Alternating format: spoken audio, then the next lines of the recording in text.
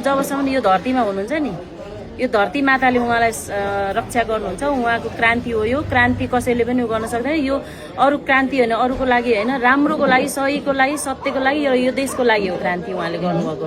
यो क्रान्तिलाई पहिलो कुरा यो माटेको झोलिनीले भनेको कुरै चित्त बुझेन। हर्क साम्पाङले कौन पृथ्वीनारायण शाह जस्तै जङ लड्यो होला भन्ने जस्तै क्रान्ति हो गरे। अनि जसले हर्क साम्पाङलाई नराम्रो भन्नुभएको छ तिनीहरूलाई थाहा होला, के थाहा होला। हर्क साम्पाङले त्यो एउटा बाँसको पुल बनाउनु, जातीय विवाद गराएर मान्छेलाई लडाउन खोज्नु, भोलिको दिन यदि बाइचान्स कुनै कलियुग भन्दा पनि नराम्रो युग लागेर हर्क साम्पाङ प्रधानमन्त्री भइहाल्यो भने पनि नेपालमा शान्ति कहिले हुँदैन क्या। उसले भनेको मान्छेलाई जातीय विवाद गर्नु होइन, आफ्नो राम्रो राम्रो मान्छेलाई जसले सपोर्ट गरेको छ त्यसलाई अगाडि बढाउनु, जो पहिला घन्टी पार्टीलाई भोट दिएर घन्टीको सपोर्टिङ मात्रै तिनीहरूलाई नराम्रो गर्नु, उसको कामै त्यही हो। भोलिको दिन जित्यो भने पनि। र मलाई त 100% थाहा छ उसले खै जित्न त उसको फिक्सै छैन, उसले जित्दैन पहिलो कुरा होइन।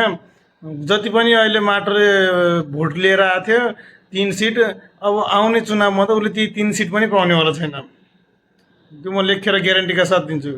मान्छेलाई त्यो सुकुम्बासी बस्तीमा गएर भड्काएर आन्दोलनमा उत्रिन लगाउनु, उसको मनमा सोच भनेको एउटै कुरा मात्र हो क्या, कसरी बालेन शाहको पद आफूले पाउँला, बालेन शाहलाई राजीनामा दिन लगाउँ र आफू गएर त्यहाँ बसौँ अनि आफ्नो तानाशाही सुरु गरौँ भन्ने उसको सोच हो। उसले राम्रो कुरा सोचिरहेछ। उसले त आफूले पद पाउन मात्र सोचिरहेछ। हरेक इन्टरभ्यूमा बालेन शाहले राजीनामा दिनु पर्यो, हरेक भिडियोमा बालेन शाहले राजीनामा दिनु पर्यो, लाइभमा बस्यो बालेन शाहले राजीनामा दिनु पर्यो। साला खाते जुत्ताले मुखमा हान्नुपर्छ क्या यस्तो झोलेहरूलाई त।